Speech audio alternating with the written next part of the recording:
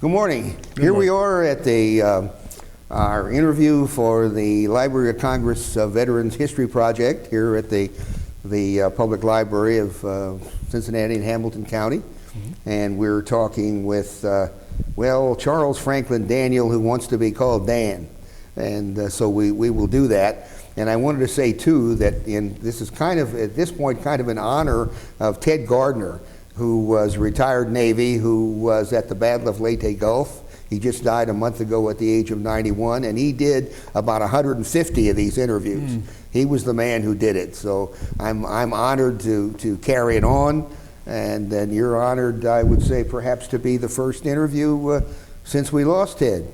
Well, I thank you and the library for making this available. It's quite an honor for me to be here with you. Thank you very much. It's quite a thing. So we're not going to forget you one way or another this way. So okay, Dan. So where are you from? Beaver I get Dam, that accent? Beaver Dam, Kentucky, Ohio County. Which is western Kentucky. Western Kentucky. Yeah, near Ohio County would be near the river. Yeah, near Green River. And coal mining. Agriculture, but mostly back then it was coal mining. Did you work in the mines? Yes, I did. Before you went in? Yes, I did. But down there in the Depression, everybody who was able worked. Yeah, you know. I carried water and stuff. I was called a gopher. Gopher? They need something, I'd go for it. So that's what it was called. I got a quarter a day. That's what I was paid, a quarter a day. A lot of money in those days. Oh man, I was rich. Well, sure. About that time, my father made me take an angel food cake back to the store because we couldn't afford it. I said, it only cost 39 cents. He said, we don't have 39 cents to spend on a cake we don't need. Yeah. So how'd you do? How'd you survive then? Well, I had to, my dad, he worked hard and got me and my brother educated, high school, and supportive, very supportive. Yeah. And then one day he says, son, there's nothing here for you. He said, I don't know what's over there, but it must be better than what's here. So he gave me $5, and I went to Owensboro, and 3 days later I was sworn into the Navy. No problem there. No problem. One of those tough hillbillies, they want you. With a high school education. Back in those days, with the high school education, yeah. Yeah, I was able to get in at age 17 with a high school education. And parental signature, Yeah.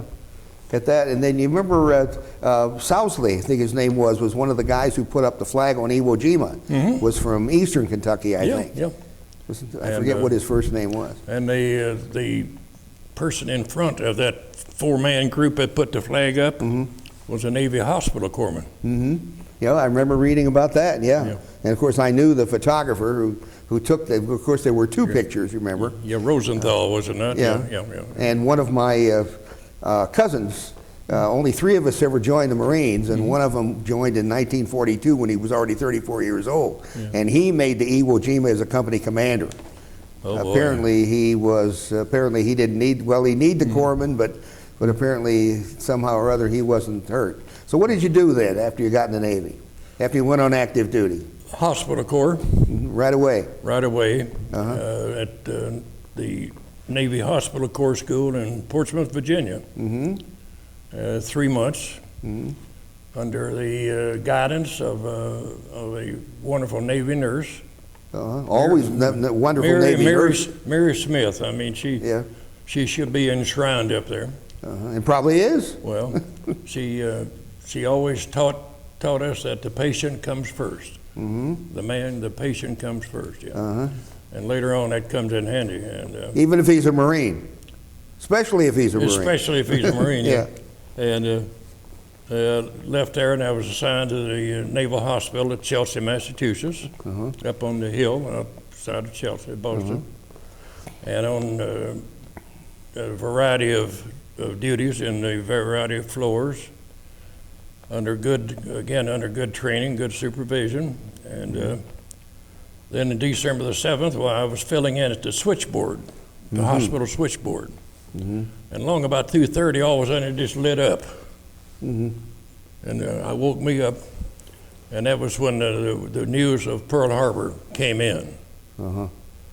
And from then on, everything changed. Yeah, I expect so. Yeah, everything changed. Yeah. Did you spend more of your duty there, or were you transferred then? Spent about another month, and then they formed Mobile Base Hospital 3 at Pier 92 in New York. So I was sent there, and we formed there, and then in March of '42, we were transported out to San Diego. And on April the 10th of 1942, we went aboard the USS Zealand, along with elements of the 1st Marine Division. And then on April the 11th, 1942, my birthday, we set sail for the South Seas. We were attached to the 1st Marine Division as their hospital and evacuation support. That's what we did. And we, the Marines, 1st Division, being that they were the first combat corps of any branch of service to cross the equator, they, known as the first, and picked this logo here as the logo. That's the Southern Cross. Oh, yes. And it's seen only south of the equator. And they put you through the, the polywog thing? Oh, did they? Yeah. I still got sores back there. That's all. What did they do to you? Oh, man. Well, let me see. First, there was a big guy sitting there. He's about as big as you are. Yeah. and they'd greased his belly with grease out of the kitchen. You know, with all of the food particles still left in it. And you, at the end, you had to kiss his belly. And when you did that, well, then you were a polywog. You were officially across the equator. We should recall that this happened to everybody when they crossed the equator. Everybody, yeah. Everybody who's never been across. Of course, that included all the Marines and most of the Navy. So it was enlightening, let's put it like that. Yeah. You, was that down to the canal? Down to Guadalcanal? Well, what we did, the Marines were headed for a little island off of Samoa called Upolu. We were headed for Tutawila, the big Samoan island. So what we did, and the Marines were training there at Upolu for the ultimate invasion of Tulagi. The geographical contour of Upolu was the same as Tulagi, a narrow island like this with a hogback right down the middle of it. And the Japanese had gone into Tulagi, and they had set up heavy artillery up on this ridge where they could control anybody coming up the Guadalcanal Strait there. So in order to invade Guadalcanal, they had to get rid of the Japanese up on Tulagi, and that was 1st Division's. It was elements of the 1st Raider Battalion under the command of Colonel Elliott Roosevelt. Name familiar? FDR's son. Remember, there were a lot of complaints people had that said that FDR's sons were not really doing anything, but we know what they did. He was I guess one of the finest men I've ever met. I mean, you know, he was an officer and a gentleman, believe me, like that. And so what we did, our elements of our Mobile Base Hospital 3, well, we got to know everybody. We worked with them, you know, as their support, and then they invaded Tulagi, and that practice that they'd had on Upolu came in handy because Tulagi had the same geographical profile as Upolu turned out, just accidentally, I guess. Which is the idea, I guess. Yeah, which is the idea, like that, only just a little bit bigger. And we lost, it was a heavy battle. We lost a lot of Marines and an awful lot of corpsmen. But they controlled it, and that was the first time that the Japanese used a spatter hole. You know, dig a hole in the ground cover it, and let somebody come past and shoot them in the back. Yeah. And they would go in after the corpsman, because the corpsman at that time, we wore a red cross. Yes. Okay, after that, that red cross disappeared. And no arms. You weren't armed. As I we couldn't recall. carry arms. Yeah. Yeah. So. Well, we can't say, you know, as a Marine, I can't say too much about the corpsman.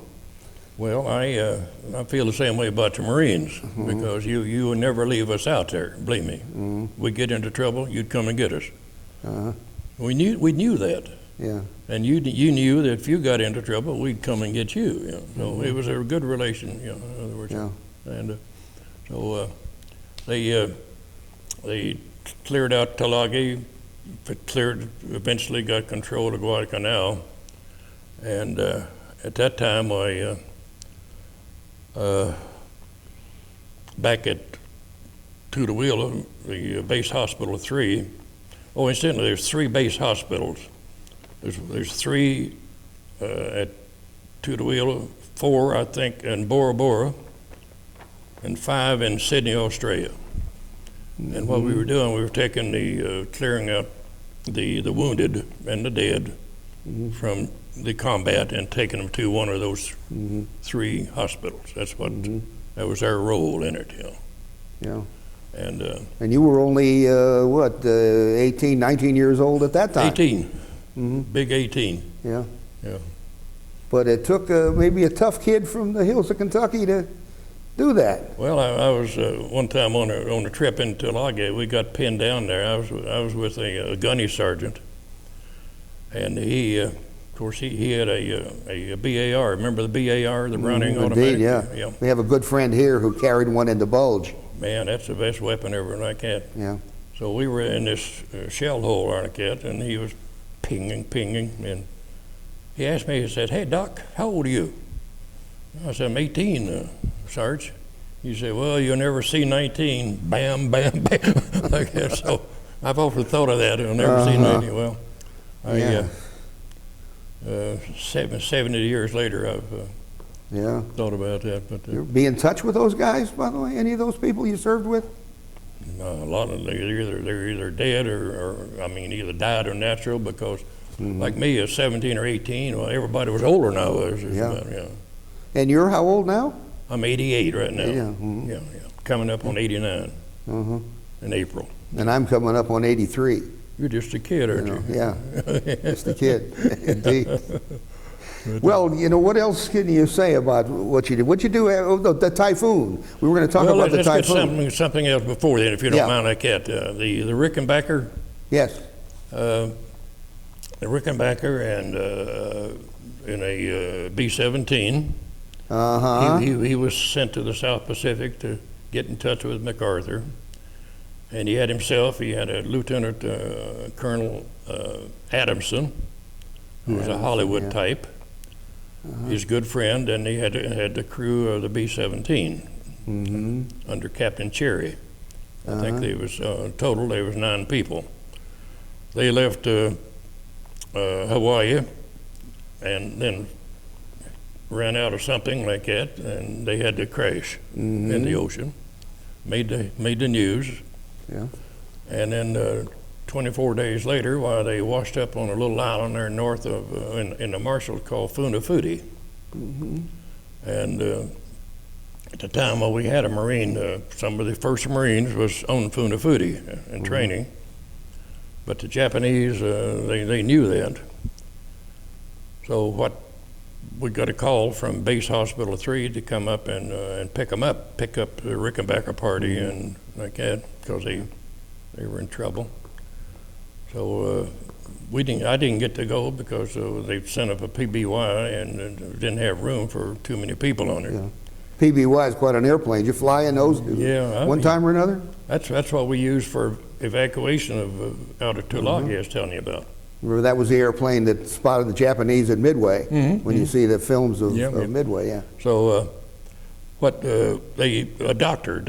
Fuller, James Tuft Fuller from Mayfield, Kentucky, he was a doctor that went up there and they brought him back to Base Hospital 3, And I was assigned the duty to keep Colonel Adamson alive. He was a diabetic, and he had sores all over him. He was He was a cook, I think, later. He had a reputation as a gourmet cook, I think. Probably, I don't know. That was something else, yeah. Yeah. We'll interview him, too. Yeah. But he and I, we finally got to be friends, but he was in a bad shape. I mean, the Rickenbacker and the rest of them, no problem. Okay, the CO of our hospital, Captain Parsons, made a courtesy call on Rickenbacker after he'd been there about a day or so, and asked him, "Hey, Colonel, what do you need anything?" And Rickenbacker said, "Yeah, a bottle of gin." that's what. So they were all right, but and later on, about 2 weeks later, Rickenbacker continued on his trip to see MacArthur.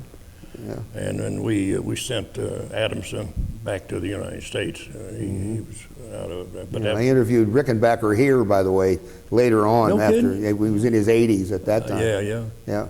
He was quite a man, I tell you. He's one of the probably 4 or 5 people that I can close my eyes and see him still just visually, just accurately. And I had a good friend who's going now who raced with him before World War I. Actually, Lauren Hodge, his name was. Which we could interview him. Yeah, I mean, he was an amazing guy. But that experience sort of helped mold my life, I guess. I mean, I have to say it like that. That was quite an experience for, again, a country boy, out of 18-year-old of course, he was a country boy too, in a way, wasn't he? From Columbus. Yeah. He was. But so then I was assigned to the island governor's office down there. And then the Navy, they formed the first PA program in the Navy, physician's assistant. What the purpose of this was, because they had been using doctors in the chain of evacuation, front line, collecting and clearing, or triage they call it now, and then back to the field hospital, and they were getting a lot of doctors killed. They were too close to the front, and the Japanese were zeroing in on them. Yeah. So what they did, they figured, okay, now we've had these corpsmen up here treating Marines at the front lines. Let's give them not a little, but a whole lot of diagnostic skill, and put them there in these clearing and collecting, this triage area. So that's the triage you mentioned. Yeah. So that's I was one of 30 selected, and they brought us back to Bethesda, and about 24 hours a day, 7 days a week. And that's all, huh? Yeah, that's all. Yeah. And 9 months later, I back out. Yeah. So I think I tell myself I was the first PA. Because I graduated first in my class, and graduated first in the first class, so that makes me number 1, pretty right? Good. Yeah. But that was the start of the present PA program. Yeah. Do you a lot of respect for that too? Well, it made me better fitted for doing what I was doing. Okay, and then when the board, this is where the Rixey comes in. The Rixey was this combat personnel ship, and they were getting ready for the invasion of Okinawa. So we staffed and went aboard ship, and lo and behold, the first person that I saw in there was this Dr. Fuller, who had gone up to take care of the Rickenbacker party. So he was a big supporter, and I supported him. I had charge of all of the enlisted on there, and once again, by this time you were 19? I was not. No, this time I was closer to 20, I guess. I mean, I was getting old. Getting an old man, yeah. Yeah, getting up there, yeah. And so, oh boy, and we in the invasion of Okinawa, and then there's something had happened in there. Okay, In all this time, I had married, and my wife was expecting, and we had a due date of about 1st of July of 1945, and so I kept waiting, and nothing, because they were occupying all of the radio communications with the invasion, and so one day I got this garbled message, congratulations, you're the proud parent of a blah, blah, blah, blah, blah. Yeah. Yeah. Uh-huh. And 4 weeks later, I found out that we'd had a baby girl. So, Uh-huh. How'd you have time for that? How'd you have time to get married and well, you make time. Uh-huh. And where was that then? Where were you actually married? I got married in western Kentucky, down in around Beaver Dam. They actually gave you leave. Between combat and the school, 30 days. What they call reporting, you know. I guess that was enough time. Oh yeah. There. So people around the shop, hey, Doc, what you have, boy or girl? I said, I don't know. What do you mean you don't know? I didn't know. You know. But I had a box of cigars that I eventually passed out. So, but I kept one of those cigars. I don't know for what reason, but then Harry dropped the bomb, and our captain called us all together, and he says, we are still staying in a combat mode, because we don't know how long it's going to take those Japanese submarines and these kamikaze pilots to get the word, you know. So we stayed in the combat mode, dark ship the whole bit, for another week. And then one day he got on the loudspeakers, and he says, gentlemen, says, congratulations, the war is over. He says, you can light the ship. And that night, the smoking lamp is lighted, huh? Smoking lamp is lighted. And that night, I took that one cigar that I had left, went up on top side, lit up and smoked it up there. And you could see around there, one of the other ships in the area like that, you could see the lights begin to come on. You know? And there was an old Von Monroe song, when the lights come on again all over the world. Remember that one? You know? That's what I thought of, you know. And that was what was happening. They were coming on again all over the world. You know? So, well, you know, we bring you, in one sense, we bring you to the end, but not to the end, since you kept going. What did you do then the rest of your till 1960? Well, let's see. Let me go back now. Navy Camp Lejeune, 2 years. Chief instructor there in the field med school, old Montford Point, your old hangout. Naval Station, Argentia, Newfoundland, for a year and a half. Oh yeah, I noticed that in here. Yeah. Had destroyer, the Henley, 762. The Crow, 252. They were the Atlantic Fleet. And then my last ship was the Lofberg DD 759, in the Pacific, out there, and so just a variety of duties. And when I'd be at sea on the destroyers, I would be I'd be the senior medical representative for the division for destroyers. What was your rank, your rate by that time? I was chief. I was master chief. Yeah. Senior chief, master chief. Senior chief. Yeah. I have a cousin who's a master chief now. Yeah. And so I would be on the flagship, and we would have three other destroyers out there. And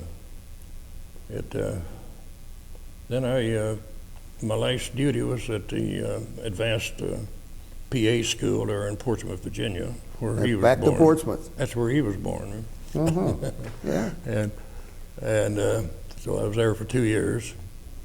And incidentally, let's see, in 1959, I think it was, or maybe early 60, we got a call from the Defense Department asking us if we would take in about 6 or 7 Green Berets from Fort Bragg down in North Carolina for training, because we gave training in sanitation, in other words, water, sewage, stuff like that. Even helping in delivery and babies and the village, stuff like that. Yeah. And we couldn't figure out why they wanted it, but now then they were building up for Vietnam. That's what it was. Yeah. It was a build-up. And those guys were supposed to be able to do everything. You know, one of the things I remember from, was it boot camp where I was, when they told us 2 sheets per day per man. And somehow or other, I still remember that. 2 sheets per day. Yeah. But we brought the up there, and then Duke University got hold of it, and they asked if they could audit our classes. So up they came. I had 2 or 3 professors up there, and then Duke established the first recognized PA program as a graduate program. And I helped them with their lesson plans and stuff like that. So it was quite a lot of fun. Well, you must have seen a lot of changes in that time and developments when penicillin came along. Yeah. Early on. Yeah, I came out of it with one big hero, Harry Truman. Harry Truman is he did. He saved millions of lives by one action. Drop the bomb. Drop the bomb. He not only saved millions of our lives, but also Japanese lives, humanitarian. You know, and this, I was just reading something about that. This was when Hirohito told people that the war is over, it was the first time they ever heard his voice, apparently, that he actually spoke he was to the people. Well, I knew people who were there at that time, even though I was too young at that time. But will you say much about the typhoon, by the way? Well, the typhoon, the war was over, and we were dispatched to northern Japan, Hokkaido, to pick up some American POWs that had been there since day one. They were the ones that had been picked up on Midway and Wake Island, like that. And a bunch of them were hospital corps, Navy hospital corps. Yeah. And we went in there, and there they were. Their arms and legs were about that big around. They kept them just alive enough to work. Like in the coal mines, I think, up there too. Yeah. Well, that's where as a matter of fact. That's where they were working with those coal mines. I knew a B-29 pilot who ended up doing that. Okay, that's where they and they didn't kill the corpsmen. They treated them pretty good because they wanted them to keep the other people alive and able to work. Yeah. So we picked them up, and it was coming back to the Philippines, and this is when it's typhoon. Now, what we could have done, we could very easily have gone to the east one day and then resumed your voyage. But somehow or another, while we were ordered to go into Buckner Bay there in Okinawa and anchor. Well, 2 forward anchors, 2 stern anchors. And at the end of the 3 days there, we had 1 anchor left. We were spinning around one of the stern anchors. And if we'd had collided with that tanker full of aviation octane gasoline, well, the skipper told me, he says, Doc, he says, we're in trouble here. That's just the way he put it. Yeah. Did you run into the Armed Guard, the Navy Armed Guard, during your service? Yes, they were heroes. They did a fantastic job. You know, I met 2 of those guys at the breakfast for the veterans about a month ago. There were 2 of these veterans. I get a magazine called The Pointer, which the Armed Guardsmen put out to this day. And a lot of people don't know about that. They should be given a big, open pat on the back. But here they were, out there with a 3-inch or a 5-inch gun, fighting off all the U-boats, that Hitler could put out, and a lot of them were killed. I think we're going to be talking about that. My recollection is that they had the greatest percentage of KIA of all of the uniformed services. Yeah. These guys, there were, I forget how many of them there were, but Yeah. I've got on the cover of one of the pointers is just a tower of smoke where a dive bomber hit an ammunition ship. Well, treat That them kind of because stuff. they Yeah. were heroes. I believe Uh-huh. me. Yeah. But I had one of my teachers in high school there at Beaver Dam. He wound up in the Navy in charge of an armed guard unit like that down the South Atlantic, and they were torpedoed. And they spent about 18 days on a raft, like all the same way as Rickenbacker them did like that. And he was he was out in Port Hueneme out around San Francisco, and one of his men fell overboard and got under a big barge, and Lieutenant Stevens went in after him, and something happened, and both of them drowned. So, but that's what he did. that's what he did, yeah. But when you see one of them, you give them a pat on the back. Well, what else do you know, when I've done a lot of interviewing, one of the things I've said is, what do you want to say? Or what's a question you wish I had asked you? Well, I'm working on a project to get the recognition for the Navy Hospital Corps. I'm sort of nagging my elected officials, Massey and McConnell, over in Kentucky, because the Navy Hospital Corps, on a percentage basis, has more Congressional Medal of Honor winners than any other corps of the service. In World War II, 15 Congressional Medal of Honors were awarded to the Navy, which included the Marine Corps. 7 of them were Navy Hospital Corps. Is that so? I did not know that. Yeah. All 7 of them were are honored for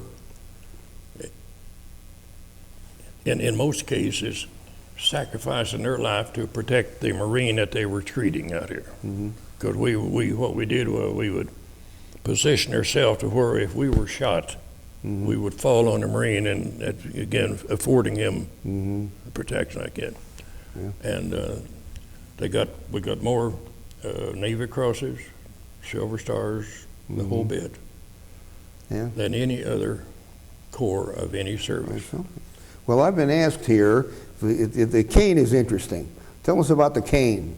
Oh. With that gold head. Well, the captains of the old sailing ships, they carried this. That was their symbol of authority. It helped them in maintaining support as they, like that, and it helped them if they got into trouble. This thing is, and they had to carry this. One just like it, Yeah, that says, that looks And like there's a symbol on there. You can see the symbol. It's a Navy, the Department of the Navy symbol. Yeah. Well, I have never seen one of those, but I know you can buy a cane with Navy and Marine Corps symbols on them. Well, my grandson got me this for Christmas, and he found out this came from Texas, a little town in Texas. They make them down there. There's a magazine, a thing called Sergeant Grits puts out. That's got all kinds of Navy and Marine stuff that you can get. You can even get a Marine Corps coffin, actually, with all the symbols on it. Well, I tell you, so what I'm working with, I'm trying to get maybe a bridge or a road or something named after the, Navy Hospital Corps. And where would that be then, if you were able to do that? I'd like to get one of these 4 major interstate highways that go all the way across the country, 90, 80, 40, and 10. And I'd like to have one of them named after because it spans the whole country. Well, let's hope you can do that. And I might be, yelling for, Yeah, and I hope this is. How about give me at least some moral support, which I know you will. Yeah, I think that that's probably one of the most important things we've talked about here, is you're getting the honor and having been a corpsman. That's just, and of course realizing that the Marines and the Navy are like a family, and it's hard to imagine. Sometimes people don't quite recognize what that means. Well, I tell you, as for myself, I mean, okay, I mean, I in 2, 3, 4 combat situations, you know, and any awards or medals connected with it, but no high like that. But I'm very proud of the people that I've been associated with, the hospital corps. For example, do we know any of those people? You can go on the internet and plug it in, and you'll see the whole list. Yeah. And in World War II, of course, the Army had more because there's much more, but on a percentage basis now, the Navy was the highest honored. Yeah.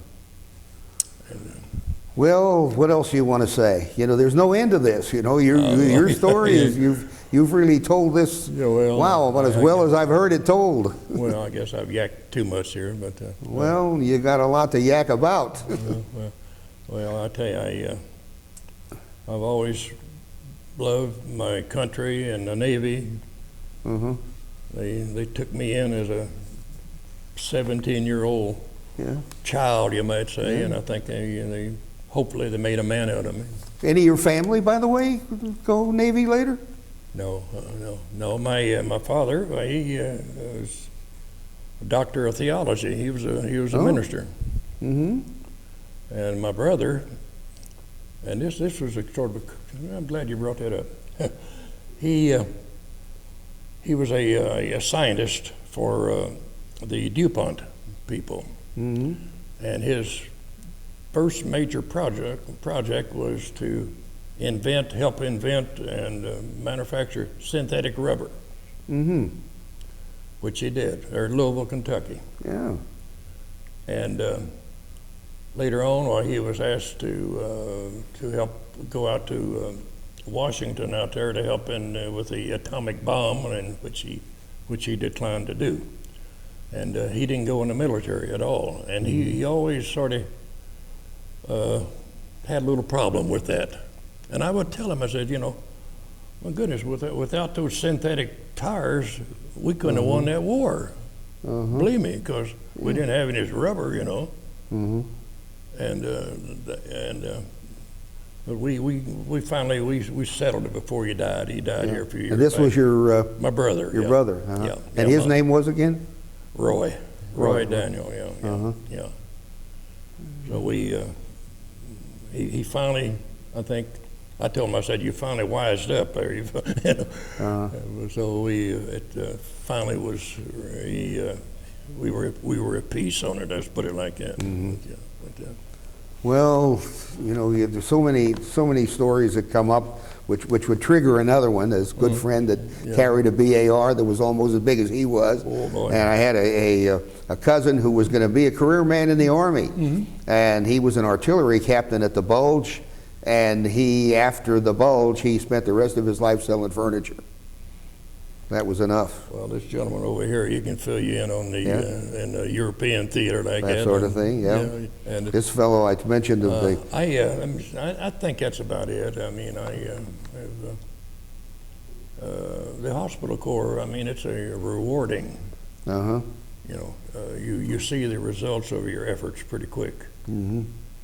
Yeah, we had a cousin too who was a chief in World War II. Was hospital corps. Okay. His name was Burstein, by the way. Burstein. I forget what his first name was. But he was a chief, come to think of it. I should have mentioned that already. But it's no end to it. You know, I just like to keep right on going here. Well. So, and like when I want to do this, and every time I ask you, what else do you have to say? Well, here it comes. It's great. Well, you know how these sailors are, you know. I mean, like I say, we had a couple of beers here, man, we could spend the rest of the day here, you know. Yeah, well, maybe we ought to go out and do that. Anyway. I'll write his honor the mayor and see if they can get, but Yeah. You know, but So what do you do with yourself then? Now, Right now? You sound like you're pretty active. I try. Like naming the bridge, the highway, for example. Yeah, that and trying to in the assisted living, which I am in assisted living over there. Is that the VA? Nope. Is it where you- No. This is back pocket. Oh, okay. Yeah. All right. No. My health is pretty good. I mean, I'm pretty good from here on up. That's the main thing. Good anyway. Yeah. You know the Ramage Museum over there, by the way? I'll bet you've been there. The Civil War Museum at Fort Wright. It's a Civil War museum. It'd be interesting for you. Yeah. Maybe take a look at that in Fort Wright. Yeah. Well, gosh, I could keep going here too, and I think we're probably at just about an hour, and we could go on for days like this. Well, I think, of course, something will probably come up. Right now, something will trigger, something like that. But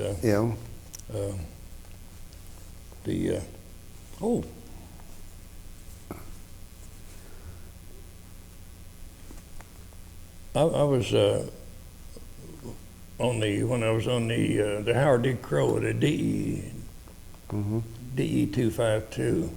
We were home ported in Key West. And at that time, Castro was making noise down in Cuba. And we were down there one time. We'd taken some members of Congress down there to Havana. And Castro was knocking on the door out there. And we couldn't get any, they wouldn't take American money there in the casinos and cafes. So we couldn't get in like that. So I had just been, someone or other, I'd gotten a hold of one of the first credit cards I ever offered. Remember the old Diners Club card, Yeah. Back like that. Yeah. And some of the officers up there said, "Hey, Doc," he says, you got anything here we want to go ashore here for one last night before Castro comes in and we have to go back to Key West. So I said, "Here, take this card. It's supposed to be good." And charge there like that. And there's three of them went over there. And they rang up about that time about $150, which was pretty big back then. Came back to ship, gave me my card, and I haven't been billed for that to this day. Because what happened the next day when Castro came in, and that was it. That was it. Yeah. Did you get out to Fort Jefferson, by the way? Oh, when yeah. you were at Key West? Yeah. It's kind of tell us about that. Oh well, I just been by it. I never been in it. We used to come, like that. No, we tied up there at the destroyer base. That's where we worked out of like that, and we lived out there on Sigsbee Park, which was a man-made island off of Roosevelt Boulevard. But I just thought I'd throw that in like that. But you mentioned Fort Jefferson, where Dr. Mudd was kept for a long time. So, A lot of history there. Quite a lot of history. Those. Indeed. That was good living down there. Yeah. That was good living down there. We were at sea an awful lot because we were training submarines, and we were also still picking up Russians. They would send their subs down there to see what was going on, So what we'd do, we'd get on top of one of them and stay on top of him until he had to surface, And then we'd just blink, hey, and then we'd turn around and go back. I mean, we'd shown him that we could do it. See? Yeah. And some of those chases would take us clear down to off the coast of South America. I mean, a long way off like that. So it was kind of fun. I was reading the other day about the Atlantis out of Woods Hole they were mapping sea mountains. And this is what one of my Marine buddies was doing just before he went on active duty. Was on the sailing, when the Atlantis was a sailing ship out of Woods Hole, and he was on there mapping sea mountains off of Natal, which is where my one uncle spent World War II, at Natal. So, well, my goodness, as they say, we just keep right on going here, and that's, yeah, I know it. Great. Yeah. Okay, I'm going to tell one last, and this is absolutely one last. As many as you want. As one of my grandfathers said, "Whatever you want, sweetheart." I was on the Lofberg, DD 759, and destroyer. A destroyer, and I was the division medical rep. Our captain on board the ship, his name was Rupert D. Hawley. We had a Navy, he was a commander. Our Navy captain was a Commodore, and he called the captain in private, he called him Roop. Hi, Roop, and they're friendly, okay. Well, we've been out through there, and we were at the end of our rotation for 6 months. And what we were doing, we were tracking the Russian subs that come out of Vladivostok down through these streets, down through there. That was their path. And at that time, all heck broke out over in Egypt in the Suez Canal zone over there, and almost went to war. So what we were doing, we were keeping an eye on those subs, and the captain told me one day, he said, "Doc," he says, "you could, right now," he said, "you can almost walk across the Formosan Straits without getting your feet wet. There's so many Russian subs out there, Yeah. But, and here we're coming up on Christmas, and we're supposed to come back to the States. So we got word, clear out, so we left Kaohsiung, went down, got out off of was going to Hong Kong, do shopping, and 2 days off. Got off the coast of Hong Kong, and there was a ship on fire, a Norwegian Ibsen-Braden ship on fire. And the Chinese bandits, they were trying to get aboard because under the maritime laws, if they had gotten aboard, it was their ship. But if we went aboard, well, that doesn't apply to military. So we were asked to try to save the ship for Norway. And so the Commodore, he sent the other 3 ships in, and we stayed there to see what we could do. And there was they were in sampans, and we used water cannon like that to flush them. They would try to come aboard, and we'd knock them in the ocean out there with water cannon. And finally, we got the sampans sunk, and they took off, and we went on into Hong Kong. We're still trying to get back to the States for Christmas. Now, the captain of the ship, he was a recognized celestial navigation expert, the best there was. And he had a favorite star, which is Sirius, which is the evening star. And if you look in the southeast every night, you'll see that star. It's always there. Okay. And that was it. I'd go up on the bridge up there to give him a report, something like that, and he'd tell me, "Doc," he said, "that's Sirius and this and that and this and that," like that. He'd always come back to Sirius again. The southeast. And we came into Pearl Harbor. We picked up some supplies, and they were keeping an eye on the Far East out there. So what we did was we were loaded to both go back out there, and then also to come to San Diego. We didn't know which one was going to be. And so we came in, the Admiral went up to Pacific Fleet headquarters, and he was due back about sundown. And sundown, about around that way, his car came back. And the chiefs and the officers came up on the quarterdeck to greet him and to see what was going on. And he came aboard, saluted the colors. He was saluted aboard. Permission to come aboard? Permission to come aboard. Yeah. And the captain walked up to him and then says, what's our course? And this old Commodore put his hand on his shoulder and he says, Roop, just follow your star. Uh-huh. Yeah. In other words, we were coming home. Yeah. And that has stuck with me. Yeah, that might not be a bad way to end this. Follow your star. Yeah. So we So, came down the channel past Arizona, Uh-huh. rendered honors to the Arizona, Yeah. went down, and there's a place down there where you go this way, you go back out, Mm-hmm.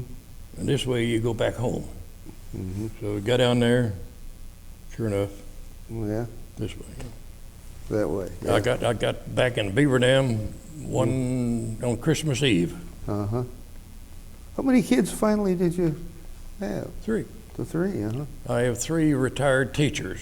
Mm-hmm. One grade school, one high school, and one just retired last year, a professor at the University of South Carolina. Uh-huh. Are they down there besides that one you mentioned, but of the 3? Yes, Yeah. Yep. They're out in the log cabin out there in the hills up the creek bed road. You know. I lived in a log cabin when I was growing up, Professor, Doctor. I know what that is. Yeah. Yeah. Did you ever drive on one of the creek bed roads? Sure. Yeah, no, I bet you did. Yeah, that was the only paved road we had, yeah. Yeah. Yeah, that's there's so many things. Everything brings up something else. Yeah, well. Well, This has been wonderful. your permission to Thank you, Doctor. go ashore. I appreciate it.